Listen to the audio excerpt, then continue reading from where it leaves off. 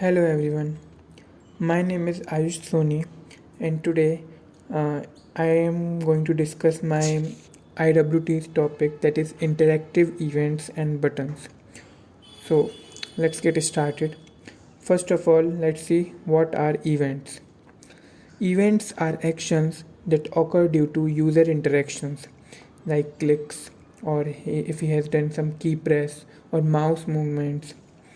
So this allows dynamic responsive behavior in web applications. And there are many types of events that we are going to see: mouse events, keyboard events, form events, and at the last, focus events. So let's start with mouse events first. There are many events in mouse. First of all, click. So when we click a mouse button and when released, then this event got happened and the action is being done. Second is mouse over or mouse enter, fired when the mouse cursor enters an element. It is called hover effect that we use many times in our CSS. Third is mouse out or mouse leave. It is triggered when the mouse leaves an element. Then we have double click. When we double clicked on the mouse button, then this event happens. Then we have mouse down, fired when a mouse button is pressed. Then we have mouse up, triggered when the mouse button is released. Then the last, context menu. When we have clicked the right mouse button, then this event happens. Next, let's talk about the event listeners. Event listeners are functions that listen for specific events on an element and trigger an action when the event occurs. And the syntax of it is, first of all, we have to select the event where we have to apply this event listener.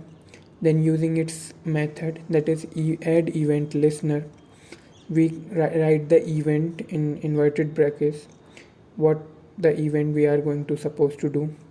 Then the function, that when we have clicked on this, what is the thing is going to happen.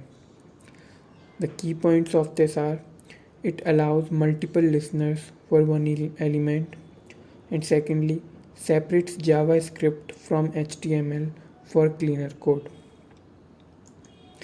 Moving further, talking about mouse events on buttons. First one is hover effect, changing button appearance on mouse over and mouse out. Next is click actions, triggering actions like form submission or animation on click. Now let's talk about the keyboard events. So keyboard events allow you to interact with buttons or elements through keyboard actions. They are essential for enhancing accessibility and providing shortcuts for users. There are many types of keyboard events in JavaScript, but the main three types of keyboard events are key down, key press, and key up. In key down, fires when a key is pressed down. Whenever you will click any key of the keyboard, this event is going to happen. Secondly, key press, fired when a key is pressed and recognized by the system. And third, key up, triggered when key is released. Moving next. Then there is a term called event delegation. Let's learn about it.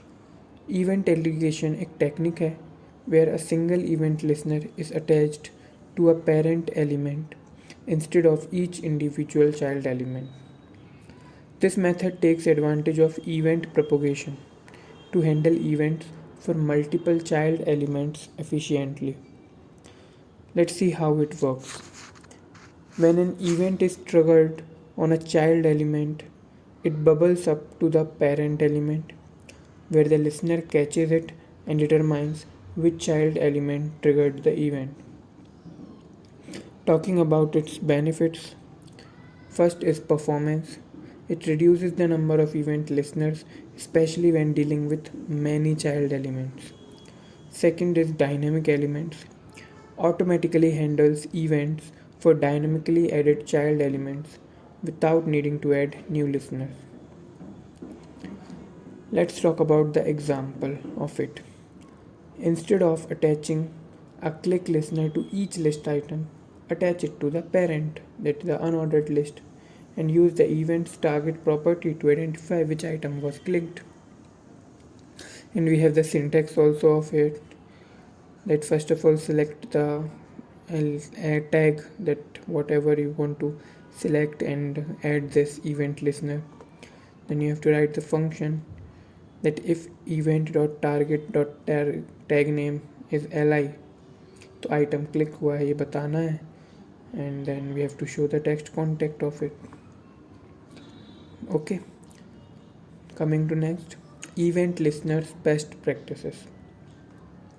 Use add event listener over inline event handlers. Inline event handlers like onClick can lead to code duplication and issues with event management. Add event listener provides better control and flexibility. Avoid memory leaks. Always remove event listener with remove event listener when they are no longer needed.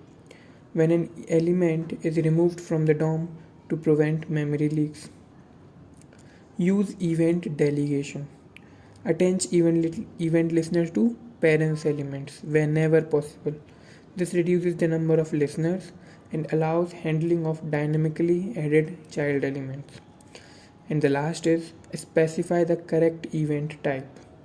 Ensure you are using the correct event type, maybe it's click, mouse over, key down, based on the user interaction you are targeting. Next is stopping event propagation. Let's see what it is. Here, propagation refers to the way element travel through the DOM, either bubbling up from the target element to the root or down from the root to the target element. To stop propagation, use event.stopPropagation method, which prevents the event from reaching other elements in the DOM hierarchy. Now, what is its use case? In nested elements, if you want a button's click event to only affect the button and not trigger the parent's events, यहाँ पे stop propagation can be used. How to use it? What's the syntax of it? First of all, you have to add button, then the method add event listener. Whatever the button the event you have to trigger click or keyboard or mouse down, mouse up, whatever it is. Then we have to write the function and we have to use this method, which is stop propagation. Okay, so this is all about stopping event propagation. Now let's come to the conclusion that what we have learned from all these things.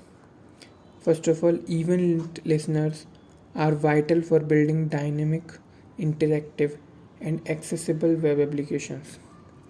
By following best practices and experimenting with mouse and keyboard event combinations, developers can significantly enhance user experience and application performance. Avoid multiple listeners on the same element. Use delegation for better performance. Use event delegation to handle events for dynamic content. Remove unused event listeners with remove event listener method to prevent memory leaks. Optimize performance by minimizing the number of event listeners. So in short, event buttons and event listener method is very important for a developer so that it can make a static website dynamic with the help of this. Thank you very much.